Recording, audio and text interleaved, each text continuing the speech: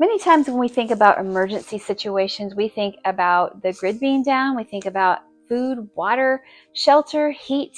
But have you considered what are you going to need if somebody is hurt, if somebody is sick, and if there's some kind of an emergency where you need first aid supplies? We're going to be talking about that in today's video. We're going to be talking about prudent preparations that everyone can take so that we can have a little bit more peace of mind should any kind of disaster occur. Welcome to Ridgehaven Homestead. From the mountains of Upper East Tennessee, we share snippets of our off-grid life, cabin build, and garden blessings. Pour yourself a cup of tea, sit back, and take a peek into our off-grid home and family. Welcome back to our Prudent Prep series. This is a three-part series this is number 3 in the series. This is called Get It Now, and the first 2 videos are on our website that you're welcome to find, entitled Prepare Now, Stock Up Now, and then this one is Get It Now. This video we're going to be discussing super important things, super essential things that we need to have in our homes regardless of whether an emergency comes. Sooner or later, we are all going to be affected by some type of emergency. It could be a natural disaster, it could be a medical emergency, or maybe just somebody is going to be sick. We're going to be talking about basic supplies that we want to have on hand, no matter if we're in a disaster or if we're just going through life and need these things to back up.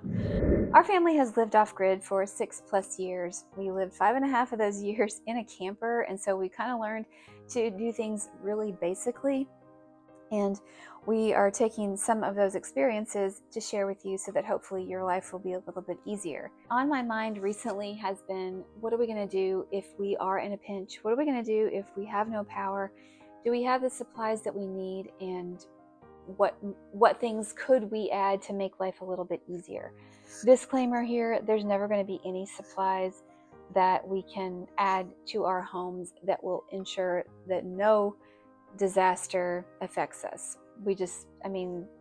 That's just not life, but we do know that before long something will happen that will, the power will be knocked out at some point. It could be this winter, it could just be a tree down, it could be the grid going down, or it could be some disaster. If you've ever been with a child or a husband or anyone by their bedside when they're sick, when they have a fever, when it's 2 a.m. and you don't have what you need, it can be really, really stressful. Because we don't have a guarantee. If a disaster hits, people can still be sick. A super important preparation that we need to be aware of and always cognizant of is medical supplies, first aid supplies.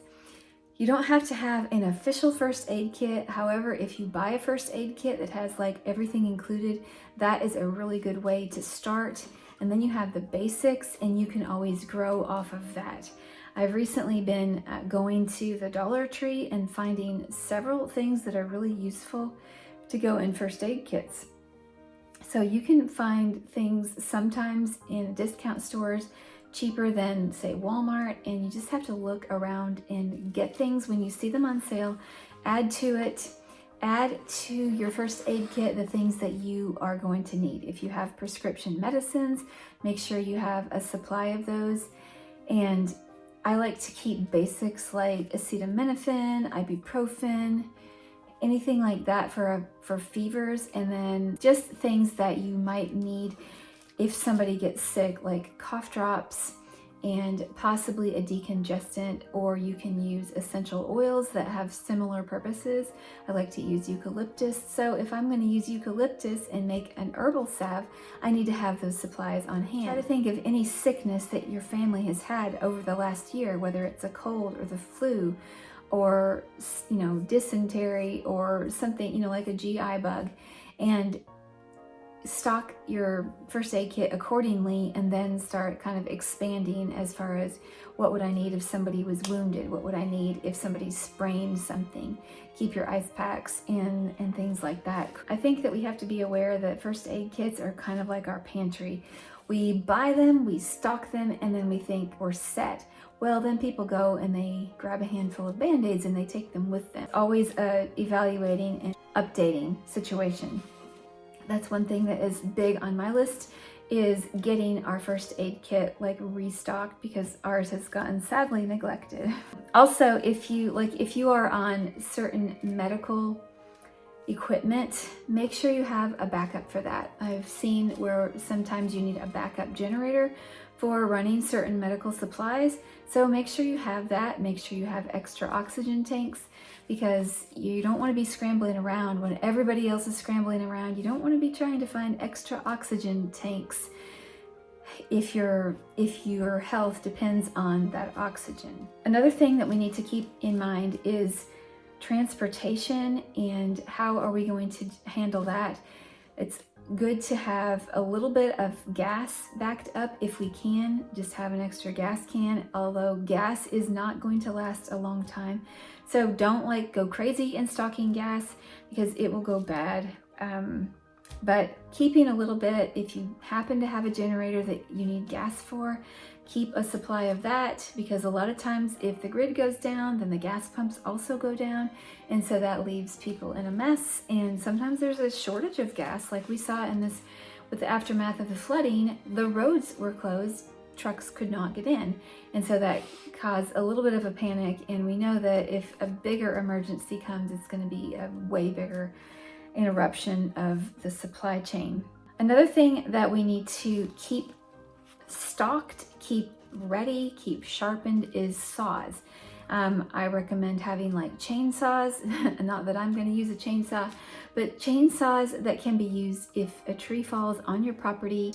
It's just really good to have what you need to clear limbs, to clear, even if it's your neighbors that you're helping, it's good to have a backup like a chainsaw, and then make sure you have the oil and gas that you need to run it. Otherwise you're going to be up a creek and not able to help anybody. Whatever method that you are going to use to clear trees and limbs and driveways, have that, but then also think about what you're going to use to split the wood if you're going to be using firewood.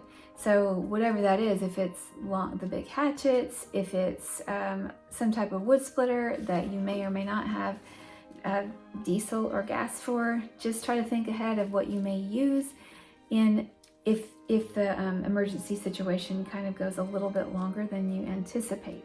If there's an emergency, the last thing that I wanted to talk about is a way to light our house. Now, there's lots of different options, and there's lots of different times when you would want one over the other. For instance, sometimes you can just, if you have an off-grid situation, you can get by for a few hours just the light from a candle. And if you find one that it can burn for a long time, all the better. If it smells good, that's nice. So this is one that we've had for a couple of years. It was given to us at Christmas, and it is super handy for, especially, it would burn for a very long time.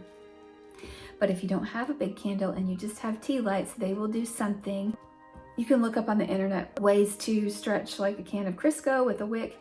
There's things that you can do, but I would recommend getting the things that are going to be the easiest to use and then using those before you go and use the like different things.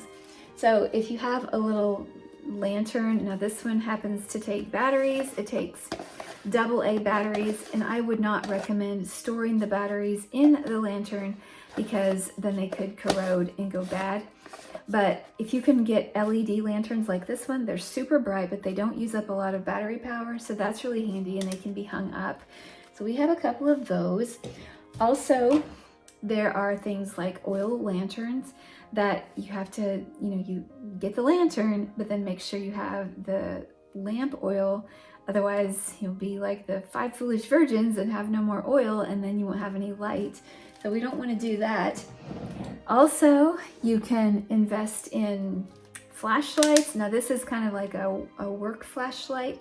And I like this one because it has battery packs that come off. Yes, it's dirty because we use this a lot.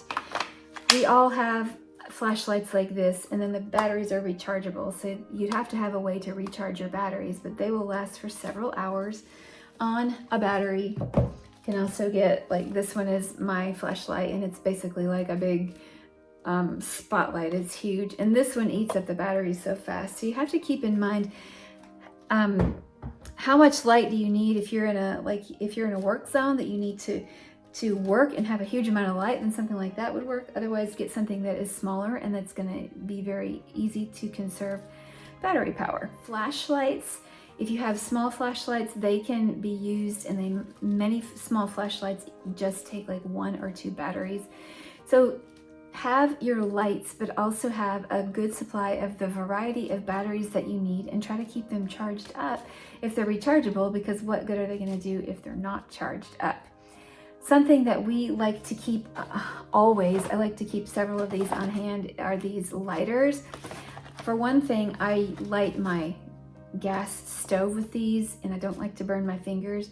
So these are wind resistant, so they say, and unfortunately they are not refillable. You can't put lighter fluid in them. I have heard that there are some types that are refillable, and that would be nice.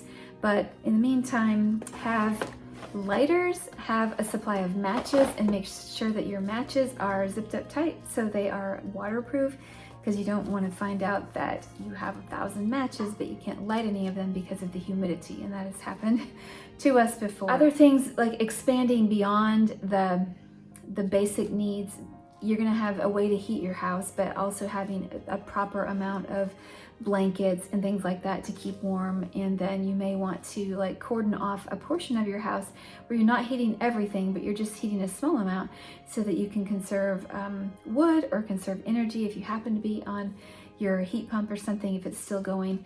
So there's lots of things to think about. I hope this has given you a few ideas of basic things that you can do to prepare for your family. I hope that you can start making these preparations. If you need to just do it like slowly over time and just add to it, there's no shame in that. Just add maybe 1 thing a week or 2 things a week, whatever you can afford. And pretty soon you will find that what you have is more prepared than it was 2 months ago. So that, I'd like to think about making things practical, affordable, and just doable. Otherwise, you're not going to do them. So please, if you think about things that I have missed, I'm sure there's plenty, let me know in the comments and we can talk about it. But until then, be safe, be well, and God bless you.